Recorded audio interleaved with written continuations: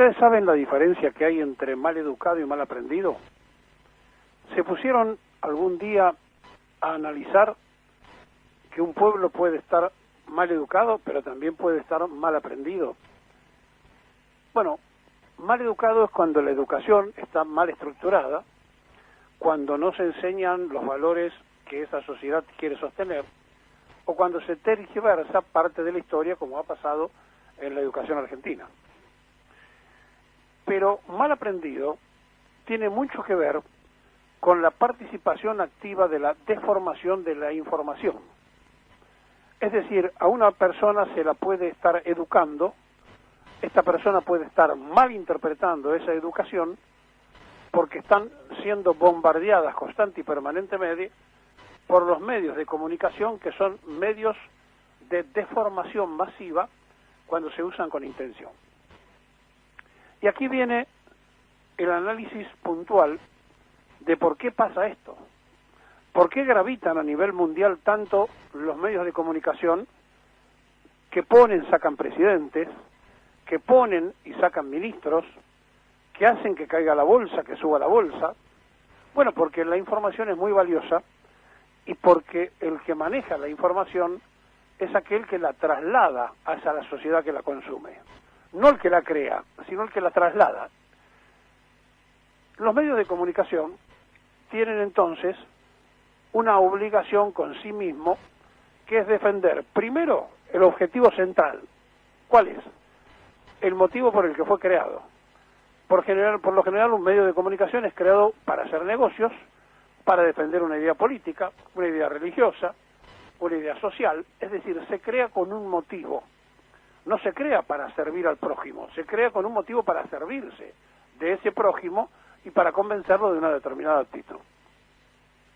Cuando una sociedad ingresa en una crisis profunda es porque está o mal educada, o mal aprendida, o en el caso de la Argentina, tergiversada en los valores a través de estos operadores históricos que han destrozado la fe, la confianza, la sociedad y que han influido de manera absoluta para la determinación de la democracia fraudulenta. ¿Por qué? Porque han puesto, primero, su influencia para lograr objetivos judiciales.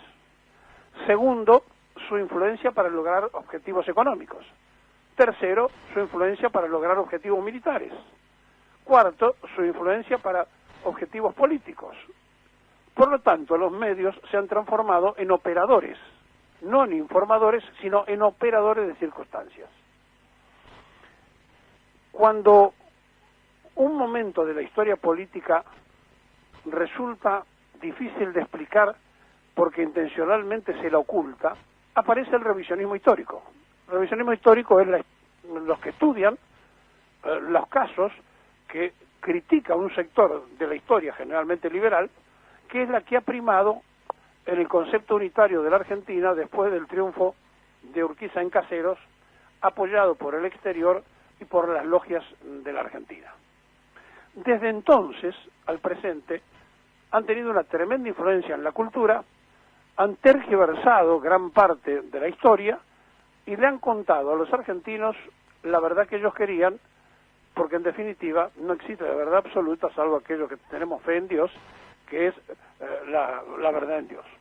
Entonces, cuando cada verdad que es relativa, porque mi verdad termina cuando empieza la suya, cada verdad relativa la han transformado en verdad absoluta por el machacar constante y permanente. Y entonces, los educadores quedan prisioneros de esos medios de comunicación que orientan de una forma o de otra lo que tiene que llegar al educando.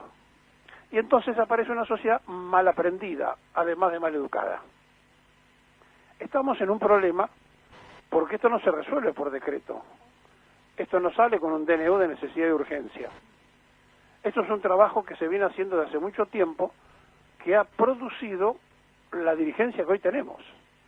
La crisis argentina tiene consecuencias ideológicas, teológicas y de todo tipo, construidas y destruidas al mismo tiempo.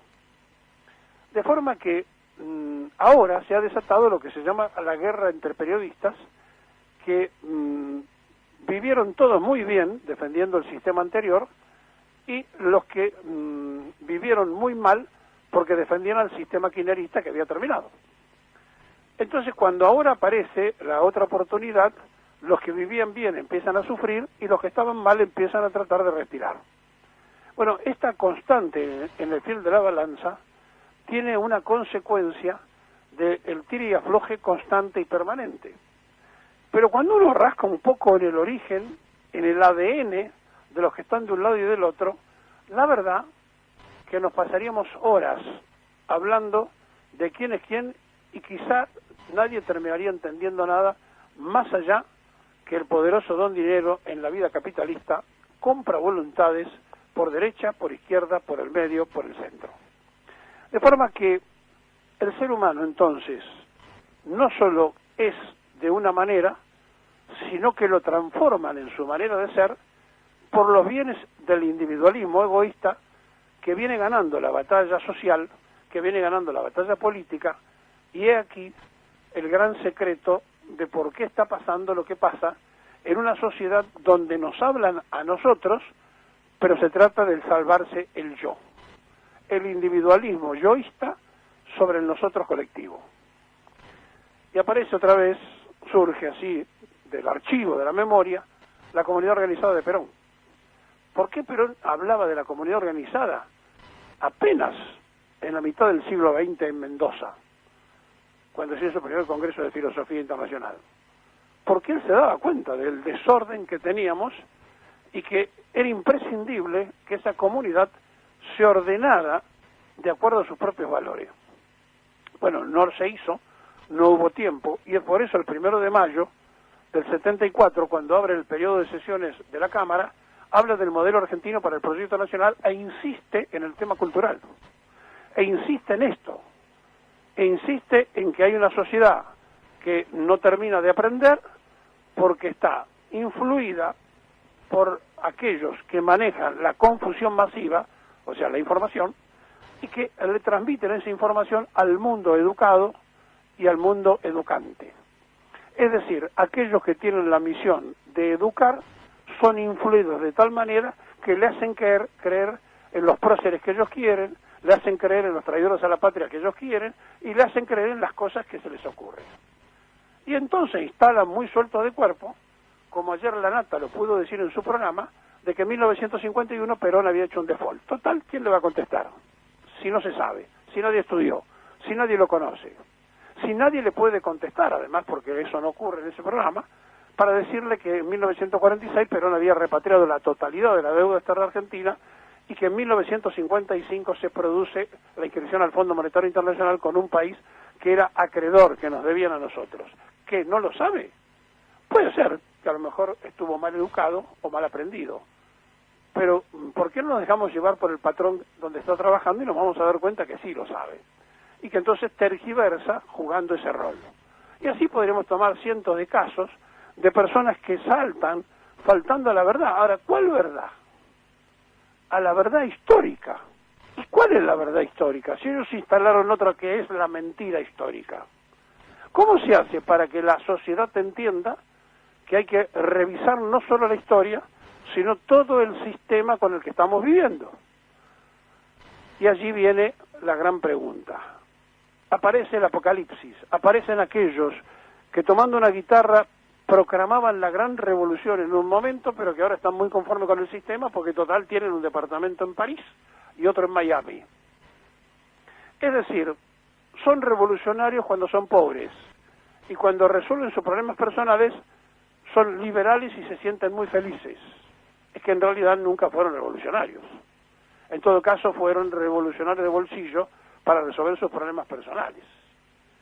Y así, cuando alguien ingresa en este mundo del desconocimiento y se deja influir por estos operadores, termina no sabiendo de qué se habla, no sabiendo de qué se trata, porque la tergiversación es moneda constante. Por eso, porque aquella frase de que mejor que decir es hacer y mejor que prometer es realizar, quedó casi colgada allí en el ingreso a la puerta de la Casa de Gobierno, todos se pasan discutiendo a favor o en contra de los operadores de turno o de los que ya no están de turno pero que operaron para el otro gobierno y que ahora se transforman en opositores y viceversa. Y la verdad, en el medio atrapados está el pueblo argentino, que no sabe ni a quién creerle ni cómo creerle, y que cada uno toma partido de acuerdo a su propia creencia, sin darse cuenta que estamos siendo constante y permanentemente envenenados con la verdad de pocos, que por lo general es una mentira para muchos, y entonces ahí empezamos poco a poco a darnos cuenta del sufrimiento generalizado y entendemos por qué en uno de los países más ricos de la Tierra la mitad de la población no puede comer.